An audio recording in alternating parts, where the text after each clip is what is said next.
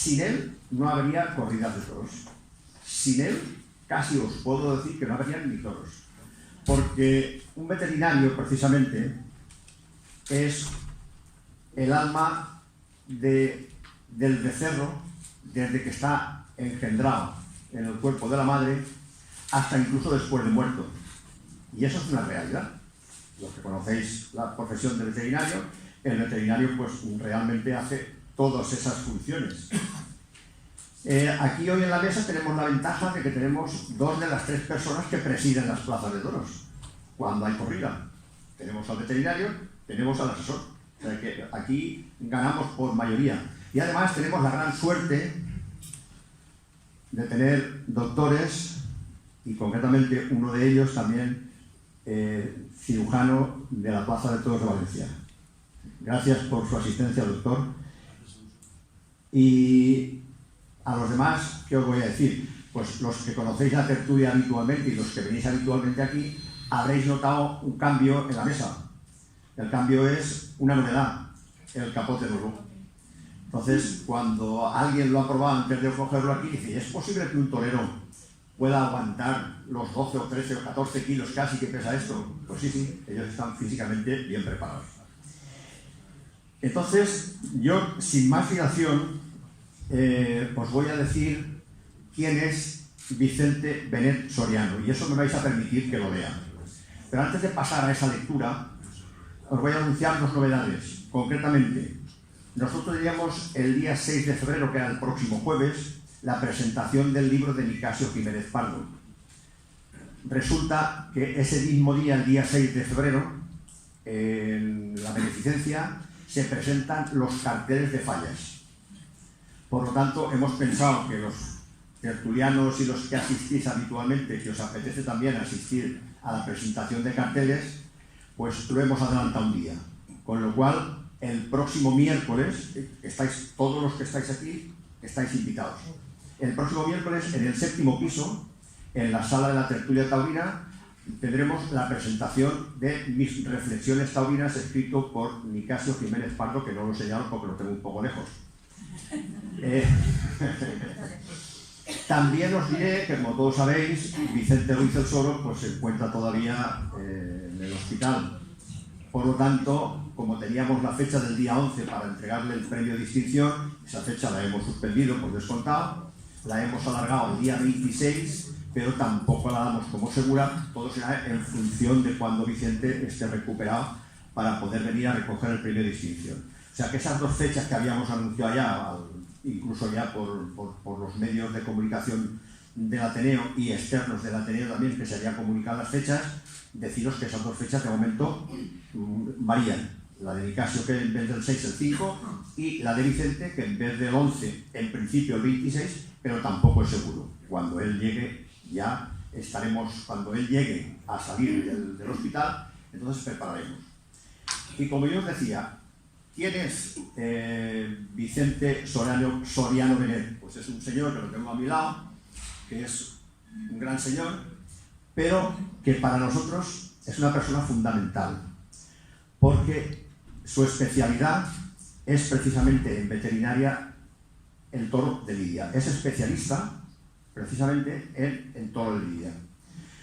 Su formación académica, que ya va a ser 20 años, él es licenciado en veterinaria por la Universidad Cardenal Herrera, el CEU, en julio del 2001. Tiene una formación muy grande. Yo aquí he traído las 2 hojas, pero no lo voy a leer todo, ni mucho menos. Voy a leer solo lo que más o menos nos interesa a los taurinos de plaza. Él tiene curso básico de especialización veterinaria en espectáculos taurinos, lo hizo en marzo del 2002. Tiene un curso avanzado de especialización veterinaria en espectáculos taurinos en marzo del 2015. Múltiples cursos de formación sobre aspectos dedicados al toro de lidia, que fue del 2001 al 2018. Comunicaciones y conferencias ha hecho muchísimas, pero yo les voy a decir algunas de las comunicaciones. Encomaduras del toro de lidia, que se hizo en Valencia en mayo del 2014. Pelajes del toro de lidia, en Valencia en mayo del 2013. Sanidad del toro de Lidia, en Valencia en noviembre del 2009. Manejo del toro de Lidia, en Valencia en noviembre del 2010. Patologías más frecuentes del toro de Lidia en la Comunidad Valenciana, revista científica de veterinaria taurina en febrero del 2011. Colabora en revistas como el Bous al Carrer, Bous es la Nostra Festa. Hay un desarrollo técnico de implante de pitones en toro bravo, que también lo hizo en el 2010 al 2015, tuvo 5 años con esto. Ha colaborado en el desarrollo del sistema de ventilación de cajones del transporte de toros de Lidia. Esto lo hizo precisamente en su pueblo natal, en Puzón. Y la experiencia profesional, bueno, pues, ¿qué os voy a decir? Muchísima. Es veterinario clínico de toros bravos desde el 2001, que es cuando acabó precisamente su carrera, desarrollando tareas en áreas quirúrgicas, traumatología, medicina interna y medicina preventiva sobre reses de Lidia. Veterinario dedicado a la realización de campañas oficiales de saneamiento ganadero desde el año 2001 en las provincias de Castellón y Valencia. Y aquí está lleno, pero lo voy a resumir a 2. Tiene actuaciones como veterinario en espectáculos taurinos desde el año 2007 en la provincia de Valencia, en Valencia, Játiva, Utiel, Bocairente, El Puig. Veterinario integrante de la Asociación de Veterinarios Especialistas en Espectáculos Taurinos. Bueno, y muchos cursos más y actuaciones, el Bous al Carrer, infinidad de actuaciones. Y yo, antes de empezar, si me lo permite Vicente, le voy a hacer una pregunta. ¿Y cuándo en la Plaza de Toros de Valencia como veterinario oficial?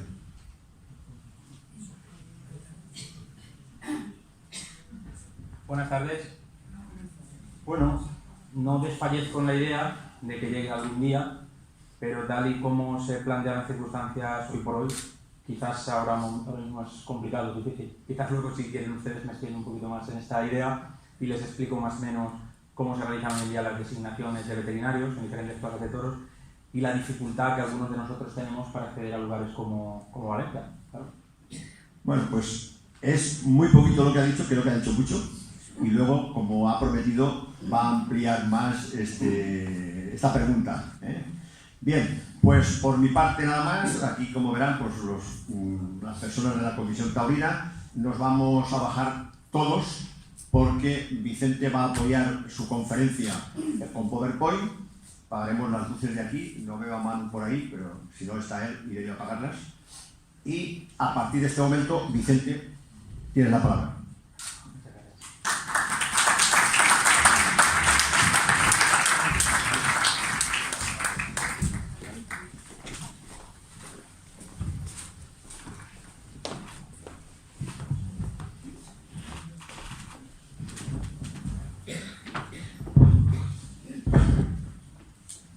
Muy buenas tardes. Muchas gracias en primer lugar a todos ustedes por su asistencia. Quiero agradecer al Ateneo Mercantil de Valencia la posibilidad que nos brinda esta tarde de hacer para esta conferencia el uso de este maravilloso salón, en este maravilloso entorno. Y cómo no agradecer ante todo a mis amigos de la tertulia taurina del Ateneo Mercantil la oportunidad que me brindan de venir a expresarme ante ustedes y de mostrarles un poco buena parte del trabajo y de la pasión que desarrollo cada día en torno al toro bravo. Voy a presentarles una ponencia, una conferencia sobre los diferentes aspectos, los diferentes ámbitos de actuación donde participamos el veterinario sobre el toro de Lidia. Ustedes como aficionados conocerán algunos de esos ámbitos perfectamente, sobre todo el ámbito de nuestra actuación en las corridas de toro, pero creo que les va a sorprender, o esa es mi intención, conocer los diferentes ámbitos en que podemos actuar sobre el toro y que generalmente para cualquier aficionado no es demasiado accesible ni demasiado fácil acceder a información sobre ellos y tener imágenes sobre ellos. Y por eso fundamentalmente voy a centrar mi charla, mi conferencia en una última parte explicándoles los aspectos básicos del tratamiento clínico del toro bravo, que es lo que fundamentalmente a mí más me apasiona. Tengo que decir que soy licenciado en veterinaria. Nosotros en nuestra práctica no tenemos una titulación oficial de diferentes tipos de especialidades, como sí que tiene, por ejemplo, la medicina humana. De modo que nuestra especialidad en el toro de lidia viene como consecuencia, en primer lugar, de los años continuos de formación y de preparación sobre el toro bravo, mediante la asistencia a cursos, congresos, jornadas técnicas, etc. Y sobre todo y fundamentalmente gracias a la experiencia práctica, la experiencia en el día a día que tenemos sobre el toro bravo, fundamentalmente con su tratamiento en las explotaciones y sobre los diferentes aspectos, como a continuación les mostraré. Vamos a dividir la exposición en 4 grandes grupos, 4 grandes materias, en las que podemos participar y actuar los veterinarios sobre el toro bravo, sobre el toro de lidia. Una primera parte es nuestra actuación, nuestra participación en espectáculos taurinos, como les comentaba antes, que es quizás el que ustedes conocen más o con el que están más familiarizados. Espectáculos que pueden ser tanto de lidia ordinaria como espectáculos tradicionales de box al carrer.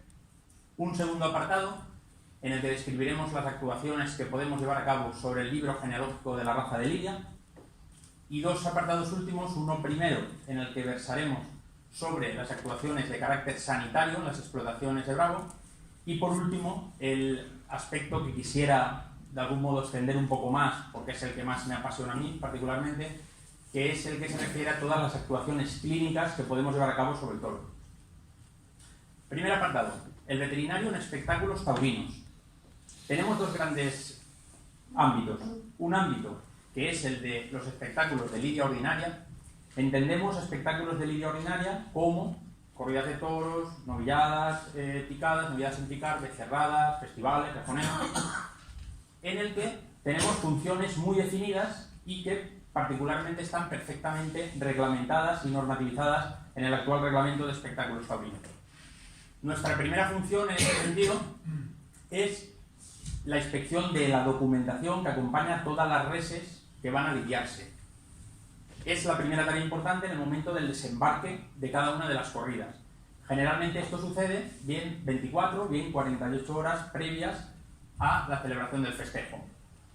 Tenemos que inspeccionar junto con el resto de autoridades intervinientes en el festejo, delegado gubernativo, presidencia del festejo, los documentos de identificación de los bovinos, los DIPs, tenemos que inspeccionar las guías de traslado de los animales, tenemos que inspeccionar toda la documentación que hace referencia a las diferentes necesidades que para el transporte, el traslado, la lidia de los animales se exigen en cada momento, momentos determinados, vacunaciones de lengua azul, calificaciones sanitarias, etc. Una vez realizada esa primera inspección documental, pasamos a la parte más importante de nuestro trabajo, que es la inspección directa de las reses de los toros que van a participar en el espectáculo. ¿A qué atendemos en este caso? En primer lugar, es muy importante la inspección del estado físico de las reses. Es decir, nosotros tenemos que actuar como garante de que cada una de las reses que participa en el espectáculo se encuentra con todas sus aptitudes físicas plenas y idóneas para el desarrollo de la lidia. Por tanto, tenemos que atender a cualquier tipo de patología o de alteración que pudiera afectar el desarrollo de la lidia del animal. Desde lesiones en el aparato locomotor, como cojeras, fracturas, etc., a lesiones en el aparato visual, que pudieran interferir en el desarrollo de la lidia, el aspecto general del animal, tenemos que garantizar que el toro no presenta ningún signo de enfermedad, que no presenta ningún signo de malnutrición, etc. Particularmente considero que es la labor más importante del veterinario, puesto que creo que precisamente somos nosotros los únicos de todas las autoridades que participan de la inspección de los toros que realmente tenemos o debemos tener los conocimientos suficientes para determinar que ese estado físico del animal es el idóneo y el óptimo para la lidia. Atendemos en segundo lugar al estado en que se encuentran los pitones. También tenemos que servir como garante de la integridad de los pitones de la res lidiar. Es importantísimo, junto, repito, con el resto de autoridades participantes en el festejo. Al igual que es importante la capacidad suficiente del técnico para revisar el estado físico de las reses, es imprescindible e importantísima la capacidad, la experiencia, el conocimiento del técnico para ser capaz de distinguir, de discernir si un animal puede haber estado manipulado o no manipulado fraudulentamente y que pudiera afectar al comportamiento, que pudiera afectar al desarrollo de la lidia.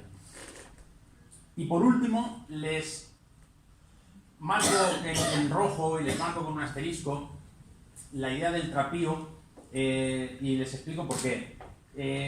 Particularmente considero que nuestro trabajo tiene que centrarse fundamental y básicamente en la inspección de las aptitudes físicas y de los pitones de las reses a lidiar. Quiero decir con esto que no digo que no sea garante por nuestra parte y no sea importante el reconocimiento del trapío de la res, entendiéndolo como la seriedad, como el aspecto, digamos, de agresividad, de fiereza que tiene que tener el toro y con la importancia que tiene, por supuesto, sobre todo en plazas de más relevancia y de más importancia. Pero también considero que no somos quien, en muchos casos, para cargarnos el trabajo de un ganadero durante 5 años, desde que ha hecho los lotes de cubrición, que puede llegar a una plaza con todas las garantías de una corrida bien reseñada, bien hechurada, bien hecha, y muchas veces, por desgracia, y lo digo con todo el respeto a cualquier compañero, por desgracia, con muchas veces algunos juicios, a veces arbitrarios, a veces poco objetivos, desmoronamos, empezamos con los bailes de corrales y conseguimos casi arruinar una feria. Por otra parte, estaría nuestra también la inspección de los caballos de las cuadras que participan en la labor de picar a los toros. En este caso, es importante inspeccionar la identificación de los caballos, igual que los toros llevan toda su documentación, los caballos también deben llevarla. Debemos garantizar que son los caballos que nos presentan los mismos que aparecen en la documentación pertinente, a través del sistema de microchip que se implanta en el cuello y que nos permite su identificación. Debemos comprobar también el estado físico del caballo. No podemos permitir que un caballo salga a la plaza a picar mostrando una cojera, mostrando una herida abierta sangrante. No podemos permitir que un caballo salga a picar a la plaza con signos evidentes de enfermedad. Por tanto, necesitamos también, en este sentido, de un conocimiento sobre clínica en la especie equina.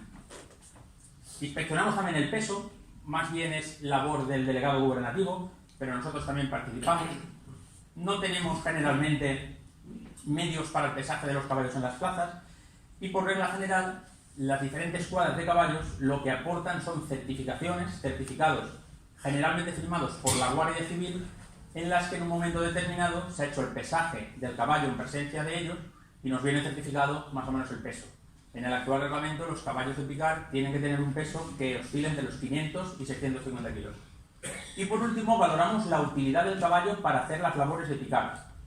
Para eso, generalmente, uno de los miembros de la cuadra de caballos monta el caballo sin peto y sin ningún tipo de artilugio de los que gastan por la tarde y nos lo mueve para ver cómo se mueve adelante, cómo se mueve atrás, cómo gira sobre las manos, el grado de docilidad que tiene, de forma que así apreciamos la utilidad y el grado de doma para hacer su aptitud propia para la función para la que se encomienda.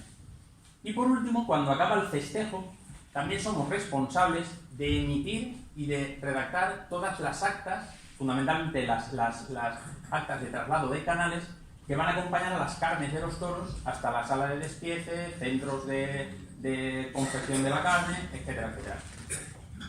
Segundo ámbito.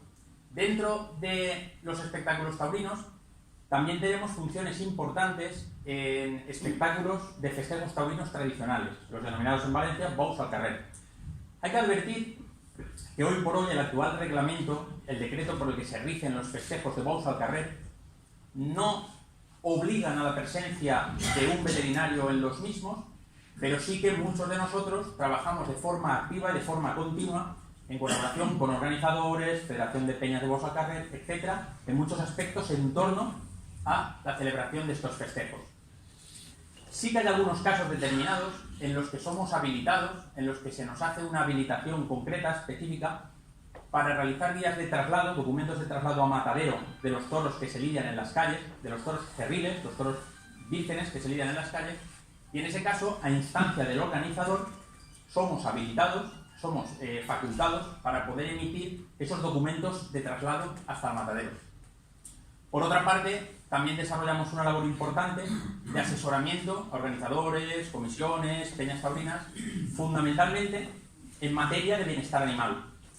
Por ejemplo, el caso que les muestro en la imagen es el de los chiqueros, el de los corrales, que se montan en las fiestas patronales del puerto de Sagunto, donde se hace una semana taurina con concurso de ganaderías, con toros embolados, etc., con quien hemos trabajado de forma estrecha durante mucho tiempo para llegar a ser, en este caso, así fueron ellos los primeros en adaptar los chiqueros de su plaza con este sistema para poder habilitar unos toldos de forma que durante el mes de agosto, que se desarrollan las fiestas y que son meses de mucho calor, los animales participantes puedan tener sombra, y también un sistema que en la imagen no se aprecia de riego por aspersión para intentar mantener los animales durante su estancia en los corrales con la menor temperatura ambiental posible e intentar refrescarlos y evitar golpes de calor innecesarios.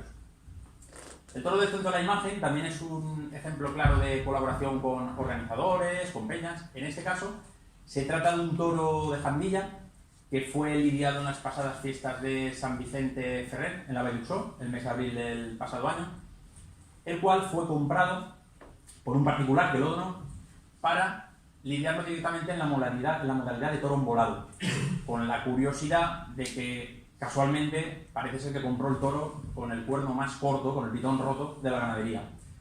Se desarrolló un trabajo importante en colaboración con el encargado de la embolada de ese toro, con un buen amigo mío, Paco Roig, de Massamagrell, para llegar a preparar un herraje especial de forma que en el momento en que se lidió el toro, que llegó el momento de la embolada, no hubo absolutamente ningún problema, se fijó a la perfección, no hubo caída ni pérdida del herraje, con lo cual salió todo a las mil maravillas.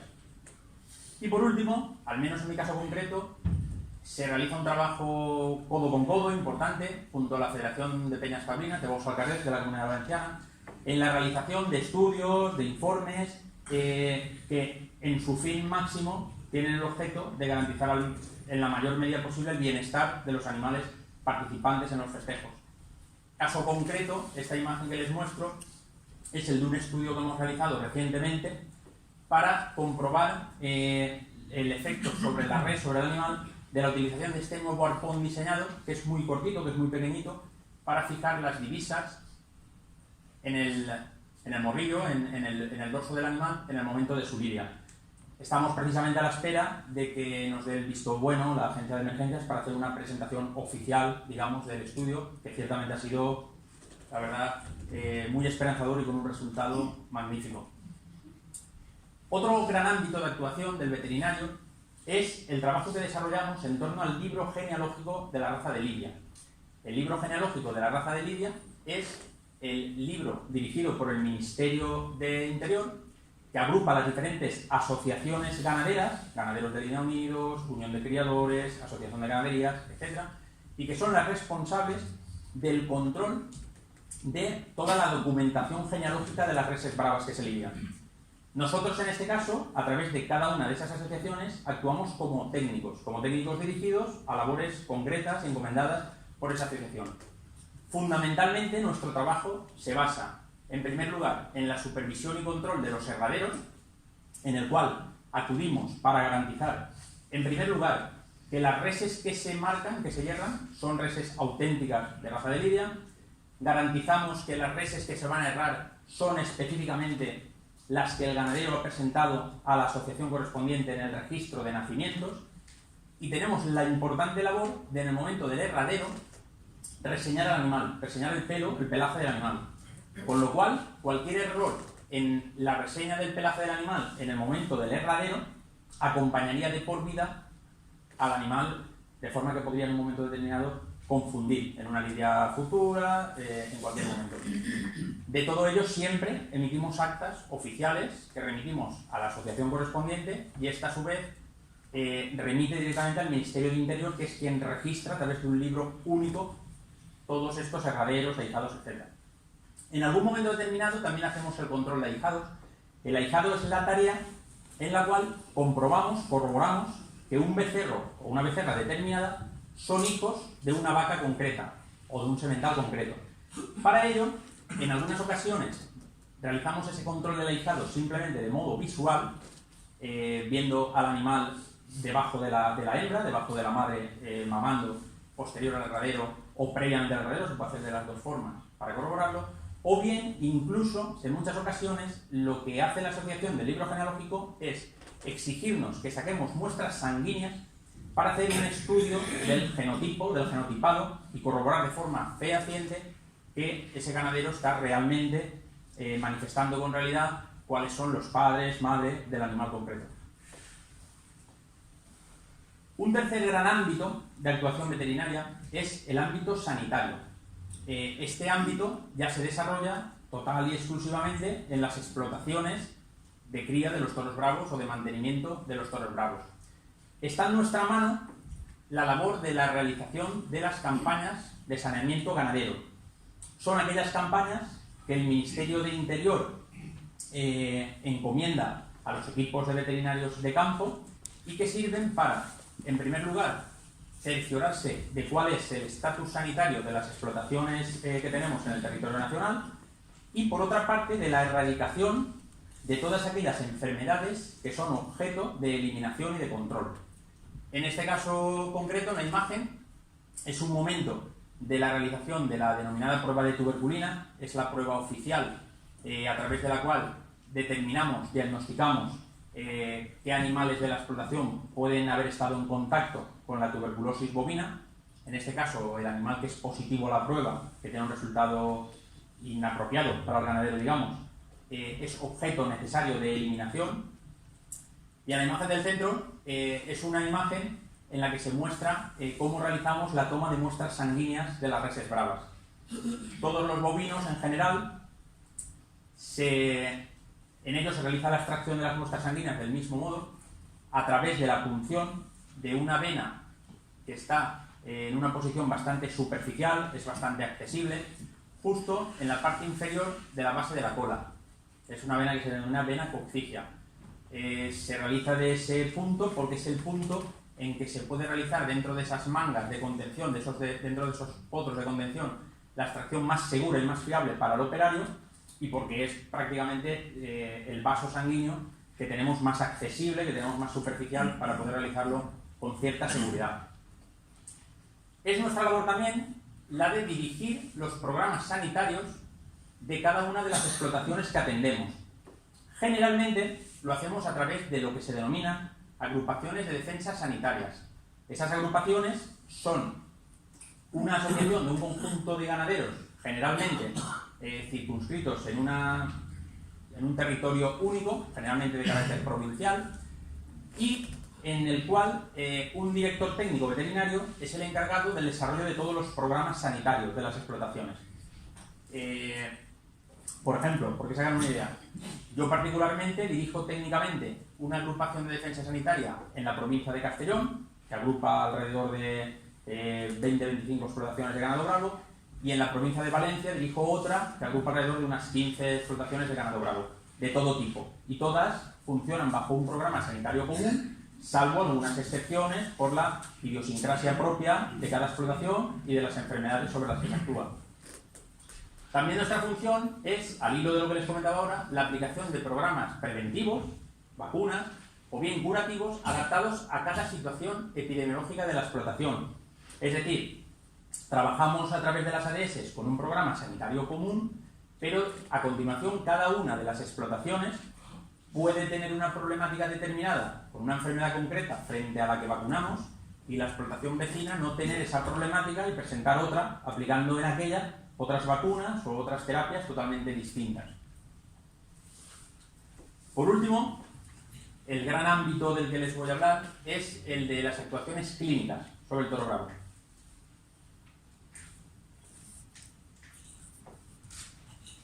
Nosotros somos, de algún modo, por decir así, somos médicos en animales, pero médicos de carácter generalista, por decir así.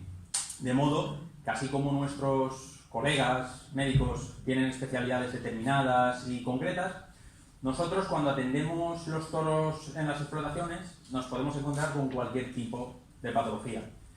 Nos podemos encontrar lesiones importantes por cornadas derivadas de peleas y de riñas entre las reses, podemos encontrar lesiones articulares, lesiones de carácter medular, lesiones en los ojos, podemos tener la necesidad de hacer el arreglo funcional de unas pezuñas, patologías y traumatismos en cuernos, podemos dedicarnos al enfundado de pitones, patologías en el sistema reproductor, intervenciones de carácter estético, etc. Y debemos, de algún modo, estar preparados y dispuestos para atender cualquier patología que nos pueda surgir. De ahí la importancia de nuestra, en primer lugar, formación continuada en todos y cada uno de esos ámbitos, y la importancia, fundamentalmente, de la experiencia que vamos adquiriendo con el paso de los años. Sobre todo porque en el toro bravo y en la medicina del toro bravo hay muy poquitas referencias, hay muy poquita bibliografía, ni muy pocos sitios donde acudir, y generalmente muchas de esas actuaciones las tenemos que aprender a base de ensayo-error, de mucha experiencia, de darse muchos batacazos, de fallar en multitud de ocasiones, y no tenemos más necesidad que eso. Sin ir más lejos, les tengo que decir que incluso, particularmente, yo tengo algunas herramientas para el tratamiento de los toros que he fabricado yo mismo, porque no tenemos herramientas muchas veces específicas, por ejemplo, para hacer una sutura de un abdomen en un toro y preparas herramientas específicas con un cierto ingenio, o algún tipo de herramientas que son necesarias a medida que vas viendo la necesidad de utilizarlas y no las encuentras en el mercado habitual de instrumental. Voy a ir mostrándoles cada una de esas patologías, espero no herir la sensibilidad de nadie, porque creo que así es más gráfico y puede ser más interesante para ustedes, definiendo los diferentes tipos con casos clínicos reales que se me han dado en estos últimos años, de cada una de las posibles patologías y alteraciones que podemos encontrar sobre esas reses bravas. En primer lugar, la reina de las patologías, las cornadas. Los toros, en general, cuando se encuentran en el campo, suelen ser bastante pastueños, suelen ser bastante gregarios, pero de vez en cuando se enfadan, de vez en cuando, sobre todo por cuestiones de carácter jerárquico, se ponen muy agresivos, y cuando los toros se pelean en el campo, lo cierto es que se hacen mucho daño, y vemos a veces heridas y lesiones, incluso en algunas ocasiones, en las que no podemos ni actuar siquiera. El caso concreto que les presento es el de una vaca, es el mismo animal. Se trata de una vaca de la ganadería Mijares, de Alchimia de Almonacid, en Castellón, que casualmente recibió estas dos cornadas no en el campo, sino en el momento del traslado, del transporte de la misma junto a varias reses de la ganadería para la realización de un festejo popular. Así como las reses que se lidian en corridas de toros, generalmente, son trasladadas desde las fincas de origen hasta la plaza de toros en cajones individuales, de forma individualizada, generalmente las reses de ganaderías autóctonas, las reses que denominamos habitualmente de corro, suelen viajar dentro del camión de traslado, todas juntas, en un espacio diáfano y todas en una misma estancia. En alguna ocasión se puede producir algún accidente como el que vemos en la imagen. En este caso concreto, un toro que viajaba junto a la vaca en ese camión de traslado, la cogió por debajo y le pegó dos cornadas de una gravedad importante dentro del camión. Una primera cornada en la zona pectoral, en la zona del pecho. Esto que ven aquí son las patas delanteras del animal, esto es el final de la badana, es la zona del pecho, con un orificio de entrada relativamente importante, y en este caso con una trayectoria ascendente bastante seria, de unos 40-45 centímetros, que por suerte, dada sobre todo la zona en que se encuentra, solo afectó a la piel, al tejido celular subcutáneo y, por decir así porque lo entiendan, a los primeros tejidos, a los primeros planos musculares que hay justo por debajo de la piel. Tuvo muchísima suerte, precisamente porque justo por esta zona discurre la vena yugular del animal, y ese mismo pitón, en el momento de entrar en esa trayectoria ascendente, podía perfectamente haber seccionado la yugular, no produciendo, sin embargo, ningún daño mayor, más que un desgarro importante en toda la zona de piel y de musculatura. Una segunda cornada en la zona abdominal, en el costado izquierdo, que por suerte también podía perfectamente, siendo de una gran extensión, haber profundizado dentro del peritoneo, dentro del abdomen, con lo cual podría haber causado daños muy serios, incluso una evisceración de asas intestinales por el orificio de entrada, y que sin embargo solo afectó también a planos superficiales, a piel y a planos superficiales. Les muestro las dos imágenes porque quiero explicarles una cosa un tanto curiosa de cómo atendemos normalmente este tipo de heridas. Nosotros, con el toro bravo, tenemos la limitación con respecto a la cura en medicina humana de que no podemos, se trata de un animal al que no podemos estar de forma continua, de forma constante, metiendo un cajón de curas, metiendo en un potro o anestesiando para poder tratarlo. De forma que generalmente tenemos que intentar que en una primera atención, en una primera intervención quirúrgica, aquel tema se quede medianamente resuelto y no tengamos necesidad de molestar de nuevo al animal y meterlo de nuevo del campo al potro o al cajón de curas. Con lo cual, generalmente lo que hacemos, que no difiere mucho del tratamiento que se hace en medicina humana, salvando las distancias, claro está, es limpiamos muy bien los trayectos que ha provocado la cornada, suturamos si hay necesidad, que en la mayor parte de ocasiones no es necesario, de los planos inferiores que han sido afectados, y una vez suturamos la piel, aquí en esta imagen se ve una sutura de esa porción superior de la piel, sin embargo dejamos siempre en la porción más ventral, en la porción inferior, intentamos dejar siempre un buen drenaje, que dejaremos abierto, para que durante el transcurso de los días todos los exudados inflamatorios, todos los productos de detritus, etcétera, puedan ir apareciendo por ahí, puedan ir saliendo.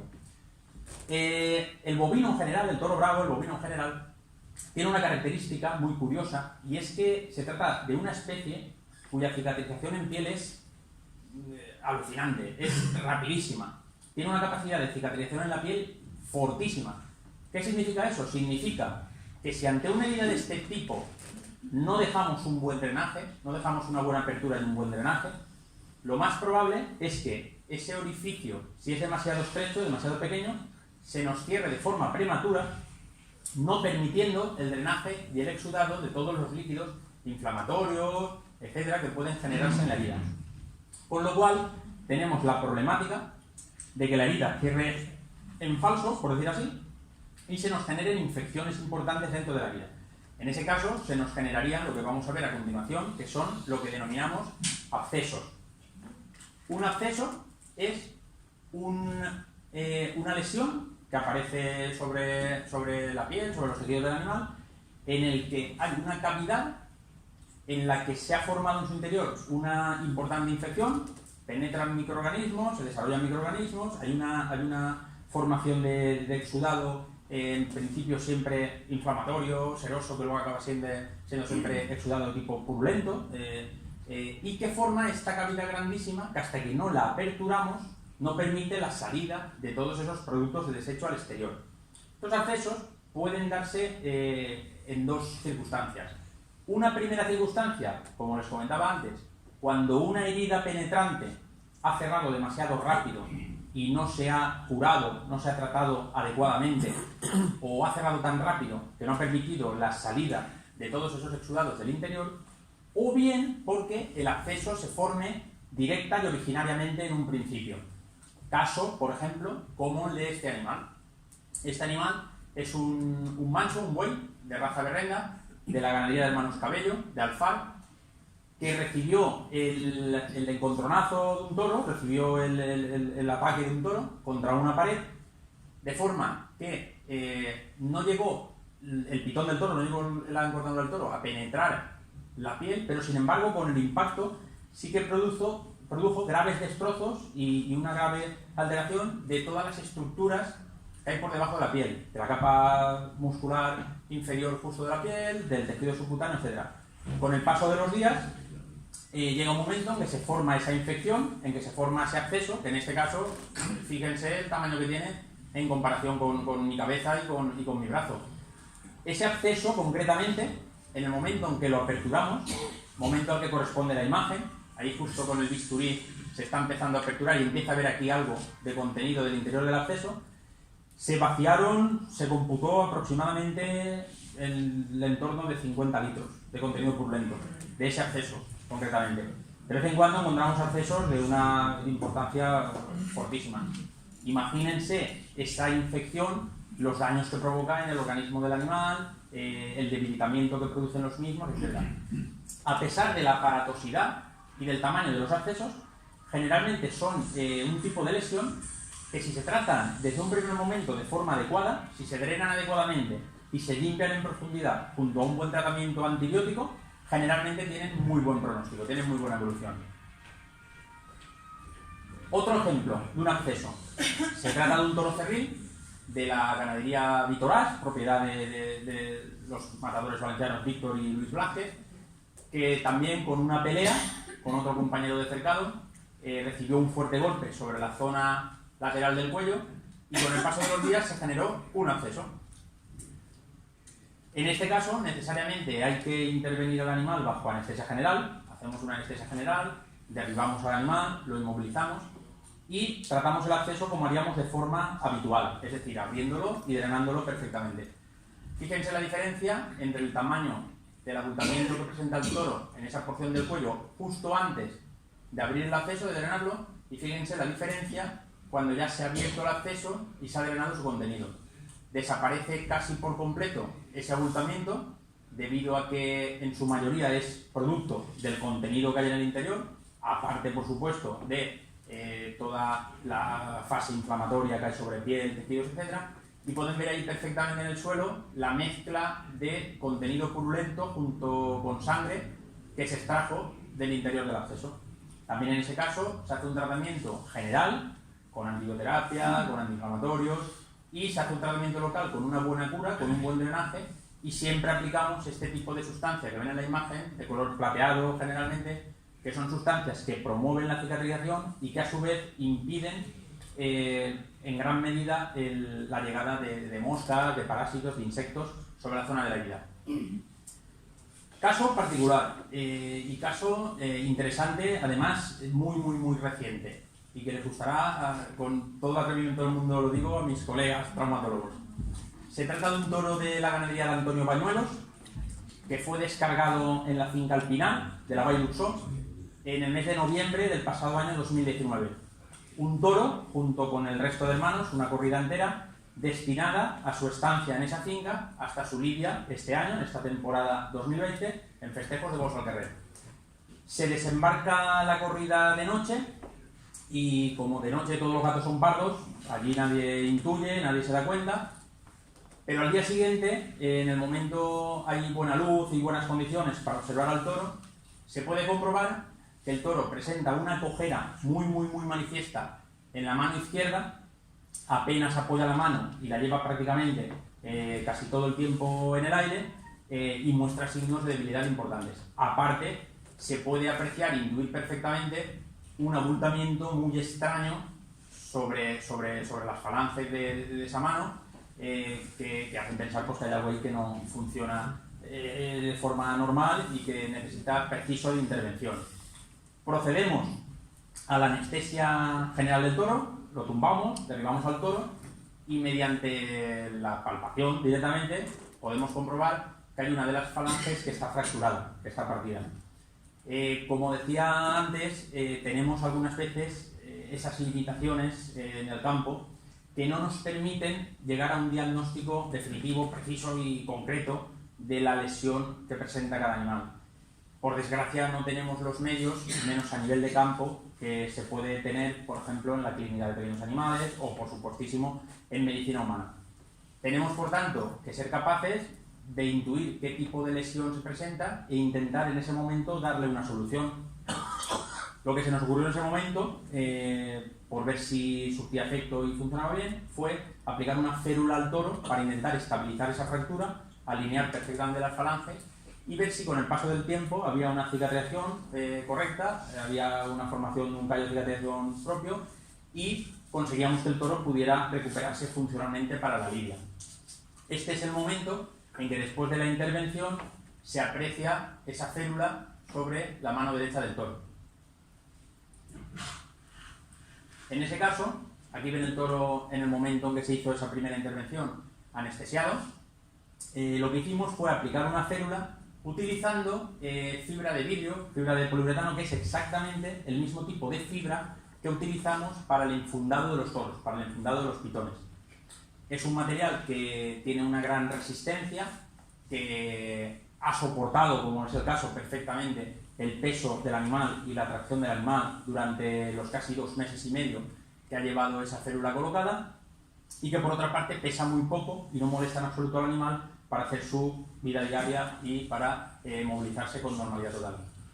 Hace escasas semanas, después de alrededor de 2 meses y medio de mantener la férula sobre la mano del animal, retiramos, una vez anestesiado el animal, retiramos la férula, y una vez retirada y revertida la anestesia y puesto el toro en pie, pudimos comprobar que la mano se encuentra perfectamente alineada, que ha soldado a la perfección, que el toro no presenta cojera de ningún tipo, y si Dios quiere y provee, el toro será lidiado en las próximas fiestas de junio en uno de los barrios en la localidad de Labayuso. Un caso curioso por la dificultad, sobre todo, de tratarse de animales de mucho peso, de mucha tracción sobre esas zonas, y que generalmente no suelen dar, por regla general, demasiado buen resultado. En este caso, por suerte, hemos tenido éxito y, si Dios quiere, como les digo, será lidiado el toro. Lesiones de otro tipo que solemos encontrar, lesiones en las articulaciones, en cualquier articulación del aparato locomotor del toro. En este caso es una lesión importante, una artritis muy fuerte, una artritis en este caso infecciosa, séptica, en el carpo, en la articulación del carpo de esa mano derecha del toro. Generalmente es consecuencia de algún traumatismo importante que provoca en una primera fase la inflamación de la articulación y provoca la extravasación de líquido sinovial, de líquido articular, y en muchas ocasiones, sobre todo en estas condiciones de campo, en que la sepsia y la higiene no son las más propicias, pues pueden generar en algunos casos infecciones importantes sobre la articulación. Derribamos al toro, lo anestesiamos, lo inmovilizamos y procedemos a la punción del espacio articular, en primer lugar para la extracción de todo el líquido que presenta en su interior, es líquido sinovial, en este caso había líquido de carácter infeccioso también, con lo cual tenemos necesariamente que realizar una infiltración articular de un corticoide, además de hacer una terapia importante, fuerte, a nivel general, a nivel sistémico, con antiinflamatorios, con antibióticos, etc. Todas estas lesiones, por regla general en estas reses, suelen tener un pronóstico bastante bueno, digamos, dependiendo de la precocidad con las que se traten. Generalmente, a medida que pasa el tiempo y el tratamiento es más tardío sobre ellas, normalmente empeora el pronóstico. Y generalmente son lesiones que, si se tratan con cierta precocidad y con bastante antelación, suelen tener un pronóstico bastante favorable. Lesiones de otro tipo que también encontramos, lesiones de tipo medular. Como decía antes, tenemos la limitación muchas veces para llegar a un diagnóstico certero, porque no tenemos los medios necesarios, suficientes, para saber con certeza qué lesión presenta este tipo de animal, pero puede presentar desde una fractura en alguna vértebra o varias cervicales hasta una lesión medular importante por la presencia de una hernia discal, etcétera, etcétera, etcétera. No tenemos más remedio porque no tenemos otras armas más que tratar, más que cruzar los dedos, terapia antiinflamatoria, terapia con complejos vitamínicos para intentar mejorar en la medida posible la inervación nerviosa y la regeneración nerviosa, y ver cómo responden. Por propia experiencia, estas lesiones en los toros generalmente no suelen responder, por más intentos que se realicen. En este caso ven ustedes el toro totalmente tumbado con una parálisis total del tercio posterior. En este caso se intentó durante unos días el mantenimiento del toro de pie con ayuda de un potro y unas cinchas para que se mantuvieran sus funciones metabólicas en funcionamiento, a ver si se recuperaba. En este caso mucho más grave, no solo hay una lesión medular, sino que cuando se sacrificó al toro porque se vio que no había solución ninguna, se pudo detectar que había una fractura importante en la zona de la articulación de la cadera en el momento en que cayó el toro que se produjo, una luxación de la otra cadera, etc. Generalmente tienen bastante mal pronóstico, generalmente no suelen responder. Casi necesariamente abocan al sacrificio del toro en la explotación. Lesiones de otro tipo, lesiones oculares, que también vemos en el campo en muchas ocasiones. Encontramos dos circunstancias distintas. Una, las lesiones oculares recientes, que atendemos de forma más o menos inmediata en el momento que se han producido, como son las de la derecha, o lesiones en los ojos antiguas que nos vienen ya desde la explotación de origen y que no tenemos ya herramientas para poder subsanar y solventar por completo. En el caso de la derecha, en ambos casos de la derecha, el de arriba es un toro, el de abajo es un becerro de raza berrenda. Son lesiones que se han producido como consecuencia de lo que denominamos en el campo habitualmente pajazos, es decir, es la acción de un cuerpo extraño, normalmente un trocito de paja, algún componente de la dieta, de la comida, que provoca una lesión importante sobre la córnea del animal, provocando úlceras perfectamente visibles sobre esa córnea, o incluso en algún caso más importante y más agresivo como el superior, lesiones importantes sobre la córnea, lesiones sobre la cámara anterior del ojo, e incluso en este caso pues un aumento de la presión intraocular, del globo ocular, con lo cual se dificulta más el pronóstico.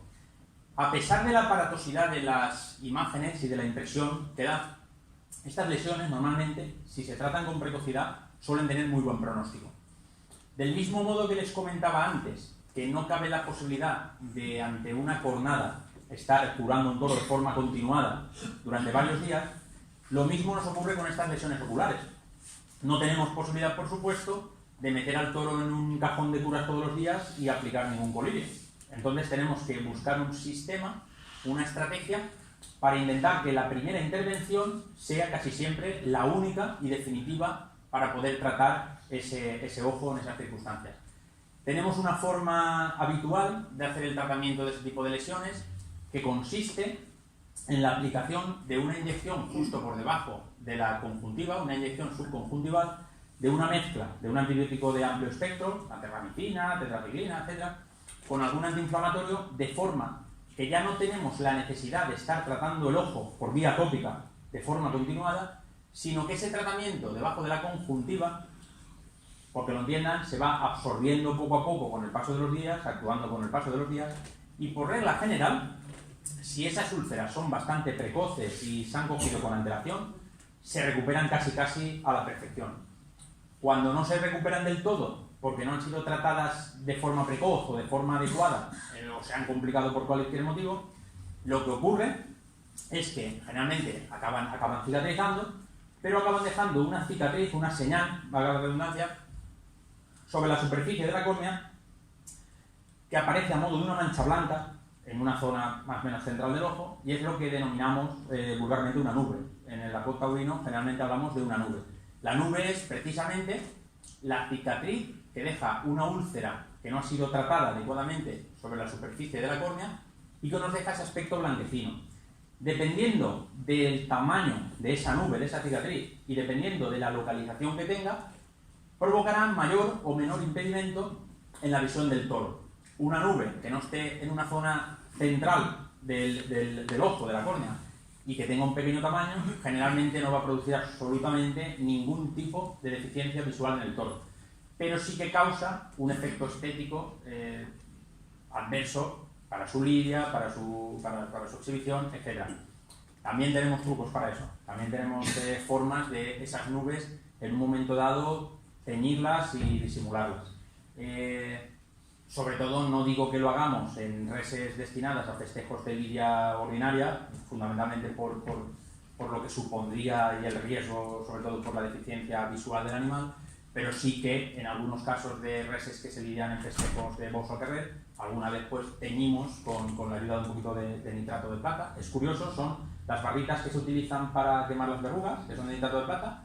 Eso lo diluimos con un poquitín de suero fisiológico y esa mezcla aplicada sobre la córnea produce un efecto de tinción sobre la córnea de forma que desaparece por completo la nube. Pero no les digan que les he explicado esto por si alguien cree que he estafado a alguien con algún toro de alguna finca. Pero bueno, que hay formas y les aseguro, por referencia, que compañeros que trabajan en ganaderías de lidia destinadas a festejos en plazas de toros, en lidia ordinaria, pues que se hacen todo tipo de cosas. Se tiñen úlceras, se implantan colas en todos los rabones que les ha cortado la cola a un perro en la finca, etcétera, etcétera, etcétera. Pero bueno, quizás no entremos en esa materia. Una labor importante que realizamos en las fincas también, es muy curioso, y quizás no han oído hablar nunca de ello, es lo que se denomina el arreglo funcional de las pezuñas. Hay que entender que las pezuñas del toro son sus zapatos, son sus neumáticos, y depende de la buena conformación y del buen aplomo de las mismas la capacidad que tiene el toro para moverse con normalidad, para desplazarse, para galopar, para trotar, etcétera, con normalidad. Hay algunos factores que condicionan la aparición de un sobrecrecimiento de las pezuñas en las bravas, en los toros. Fundamentalmente, factores ambientales, por ejemplo, toros que están hacinados, en cercados pequeños, cercados donde el suelo es muy blando, donde no hay un terreno duro y fuerte, de forma que el toro va teniendo un desgaste natural de las mismas, o toros que están pues, en condiciones muchas veces sanitarias no muy apropiadas, que también condiciona ese sobrecrecimiento de las pezuñas. Hay otro factor importante también, que son factores genéticos, factores congénitos. El toro de la imagen, por ejemplo, es un toro de la ganadería de Francisco Galache, lidiado el año pasado en los festejos de Bosch al carrer de la provincia de Castellón, estaba en la finca Alpinar. Y estas ganaderías tan cerradas, estas ganaderías en que las tasas de consanguinidad son tan elevadas, porque tienen pocas posibilidades de refresco, suelen pecar generalmente en muchas ocasiones de ese sobrecrecimiento de las pezuñas. Es el caso de esta res, dado que las condiciones en que se encuentra la finca son perfectas y son óptimas para no posibilitar ese sobrecrecimiento, y más bien factores genéticos son los que causan este sobrecrecimiento. Hay una ganadería de las top, de la élite actuales, en las que el 40 al 50% de las reses que nos vienen a los centros de concentración, a los denominados cebaderos, que luego se revenden para las calles, pecan de ese sobrecrecimiento en las pezuñas. Y es la ganadería de Núñez del Cubillo. Es curioso que en una ganadería supuestamente tan abierta, que siempre defienden la idea de que tienen tantísimas reproductoras, tantísimos sementales, que es una ganadería tan abierta genéticamente. Sin embargo, en muchísimas ocasiones, cuando nos llegan toros a los cebaderos de la Comunidad Valenciana, con el paso del tiempo tienen tendencia también y requieren muchas veces de ese arreglo funcional. ¿En qué consiste? Tenemos necesariamente que, de nuevo, anestesiar al toro, derribarlo y dormirlo, y lo que hacemos es moldear la pezuña, devolverle su aspecto óptimo y corregir los aplomos de la misma mediante la utilización de unos discos especiales, unos discos abrasivos que utilizamos utilizándolos por medio de una radial. La pezuña es durísima, y en ese caso, cuando hay ese sobrecrecimiento, si no fuera con la ayuda de esos discos que van desbastando y van comiéndose de algún modo la pezuña, no podríamos nunca arreglarla. Tenemos que actuar tanto en longitud, tenemos que recortar la pezuña en su porción inferior para que se vuelva a su longitud normal y habitual, y es tan importante eso como desbastar los extremos de la pezuña por una parte, tanto externa como interna, en ambas uñas, para ir moldeándola y ir dándole la forma óptima y adecuada para que el toro, una vez de pie, pueda apoyar con normalidad y pueda moverse perfecto. Vean la diferencia, esto es una mano de ese toro vista por la cara anterior, vista por delante.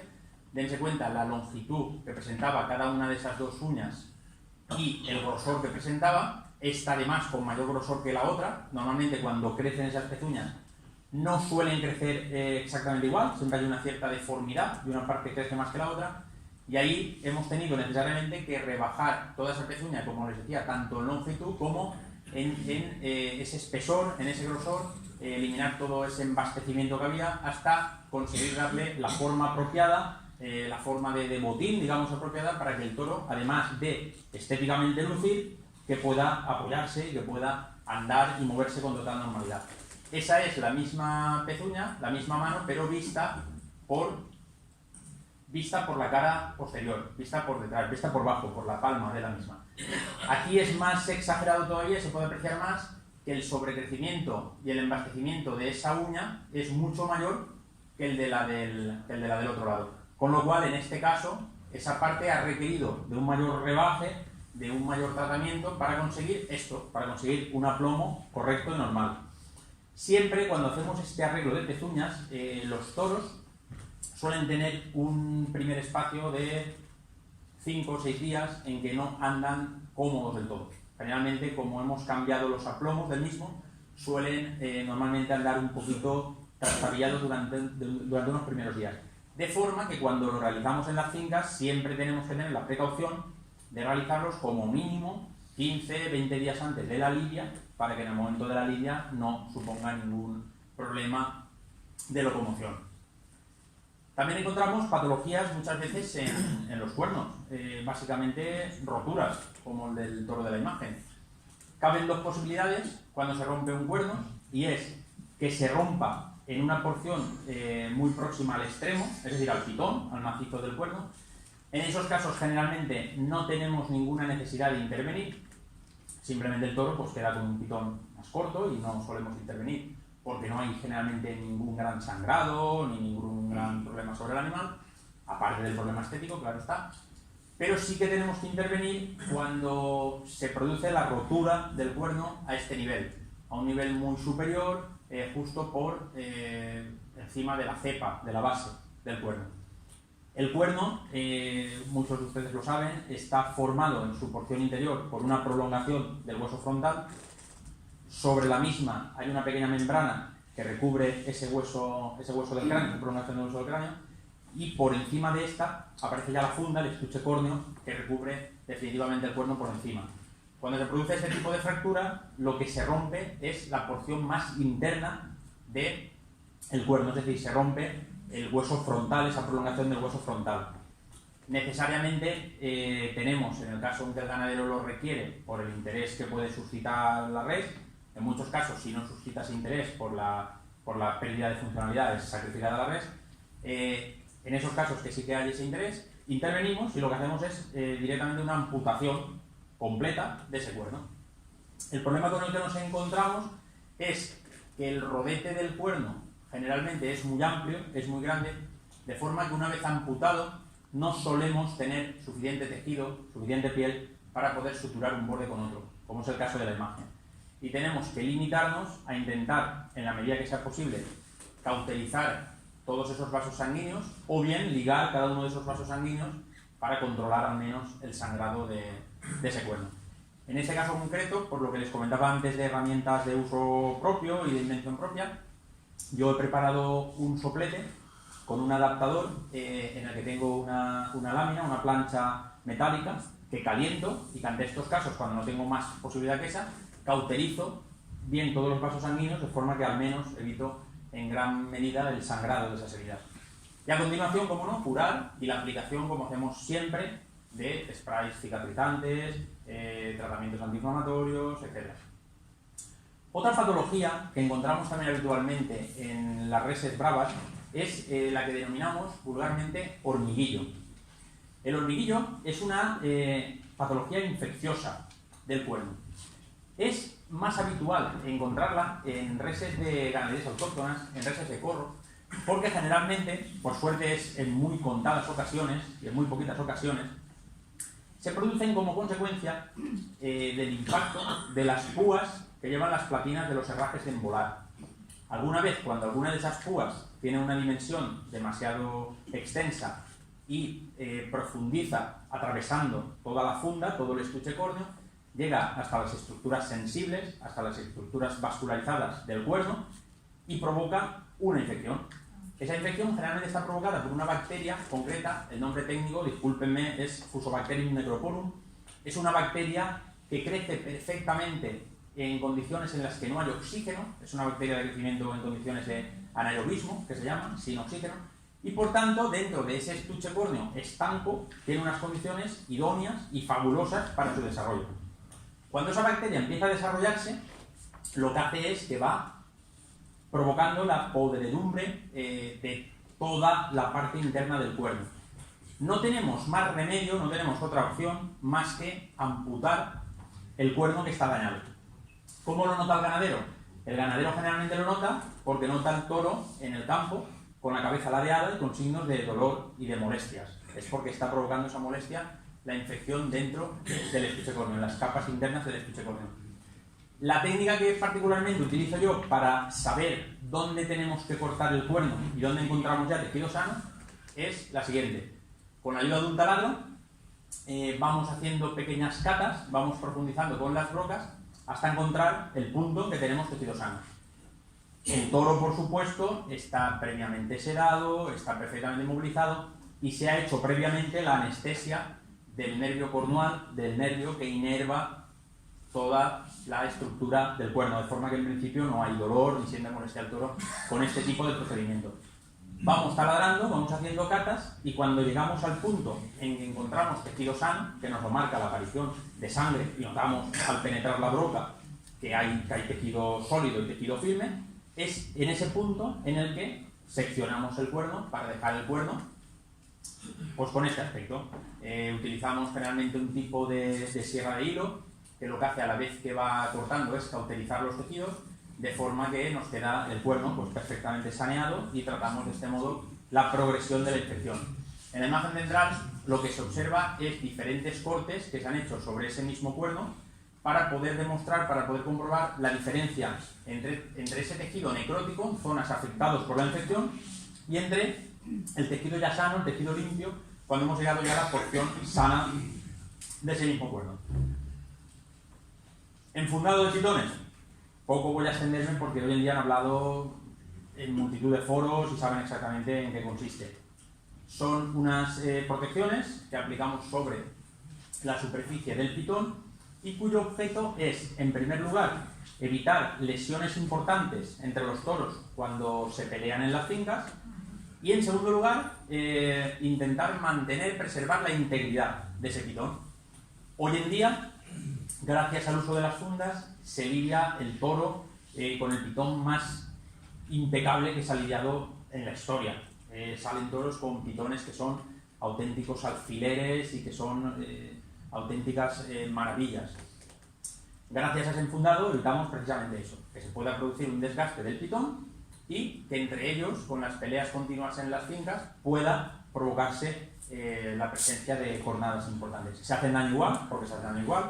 Hay más presencia de lesiones de carácter articular, hay en algunas ocasiones la aparición de hernias que no profundizan en abdomen, pero sí que se produce la rotura del peritoneo y se hernian los toros, pero en general se ha reducido mucho y en gran medida la presencia de daños y de lesiones sobre las reses desde que se ideó el uso de las fundas. Otro tipo de patologías que encontramos habitualmente en el sistema reproductor, tanto de machos como de hembras. En los machos es curioso, hay una patología bastante habitual, sobre todo en meses de verano, en zonas secas sobre todo, que se produce como consecuencia de la acción de insectos, de la acción fundamentalmente de moscas. Miasis hace referencia a esa infección por moscas en el animal. Y en los machos es habitual que esas moscas colonicen y provoquen daño, provoquen una erosión sobre la zona del prepucio, a lo que se denomina balanitis. Se trata de una infección, de una colonización de moscas sobre la zona del prepucio, que en algunas ocasiones incluso llega a depositar huevos y desarrolla larvas, pequeñas larvas de mosca, y que provocan pues una desazón, un malestar y una incomodidad continua al toro.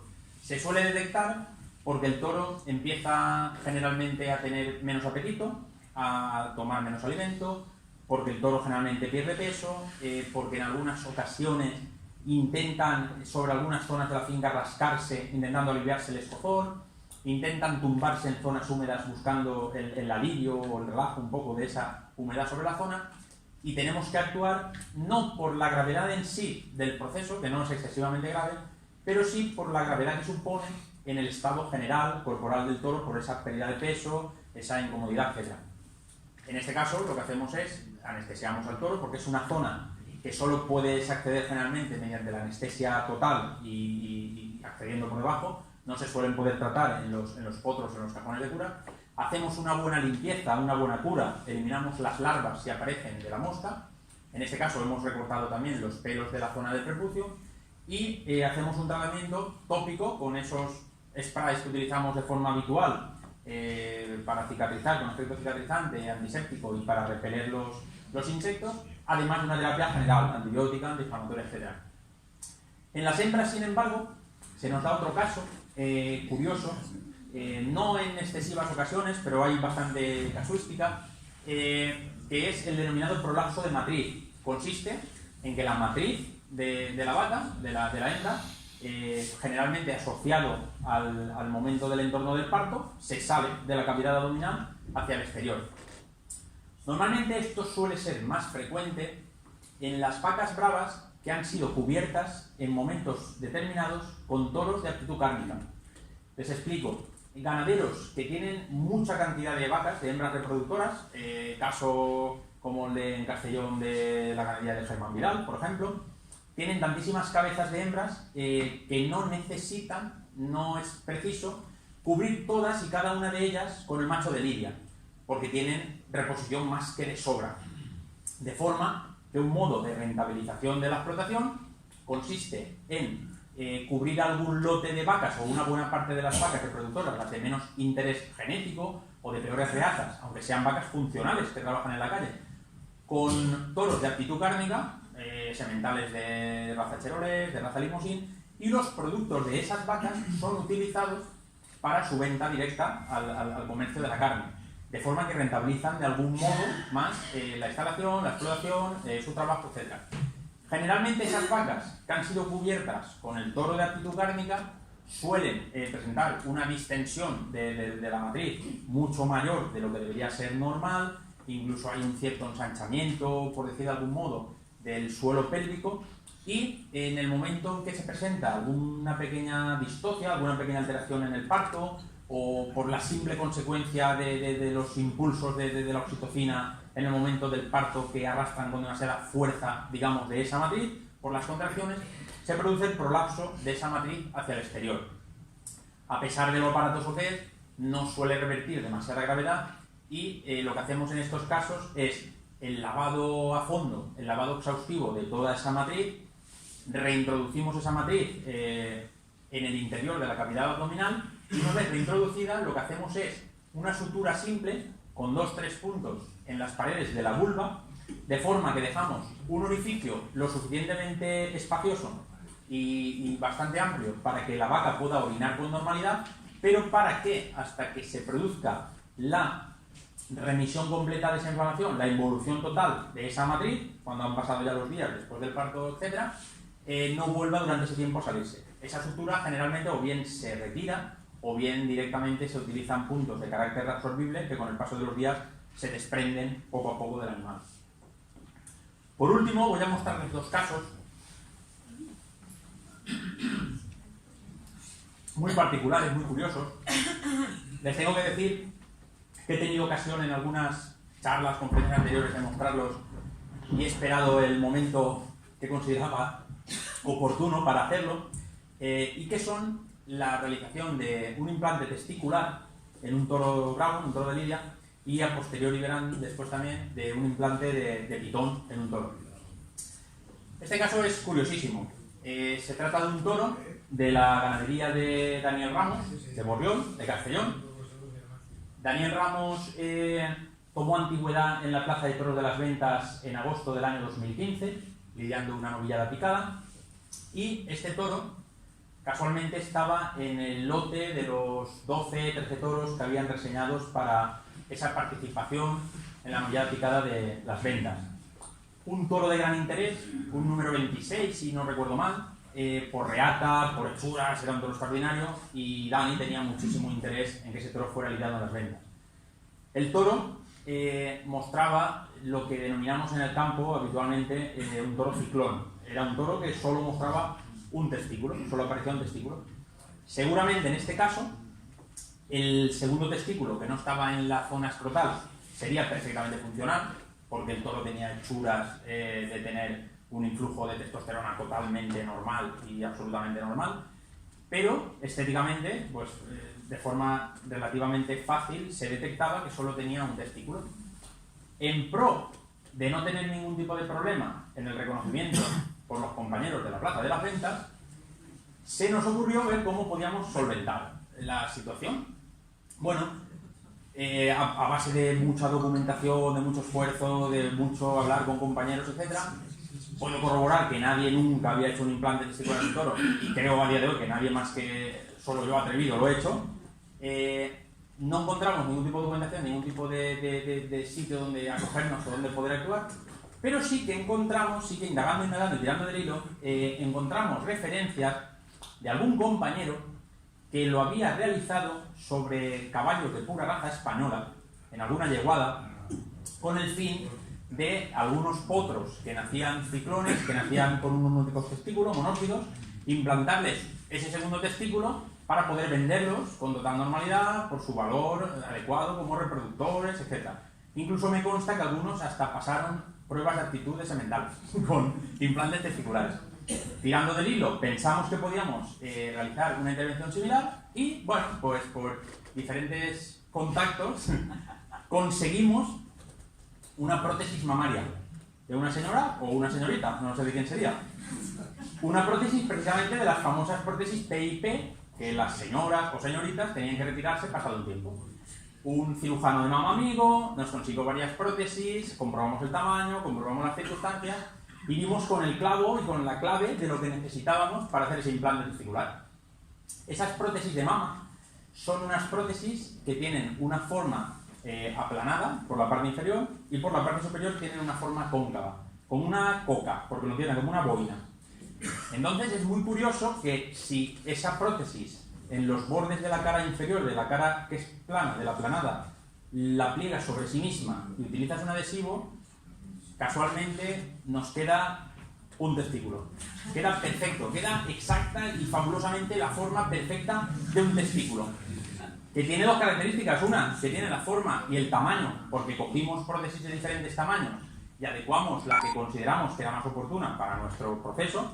Y segundo, porque se trata de un material que está más que comprobado, más que corroborado, que no debe, ¿por qué?, provocar rechazos, provocar molestias y provocar alteraciones una vez implantado. Y nos pusimos manos a la obra. Conseguimos la prótesis, conseguimos darle esa forma, se llevó a esterilizar al departamento de un hospital cercano y llegamos a la explotación, llegamos a la finca, anestesiamos al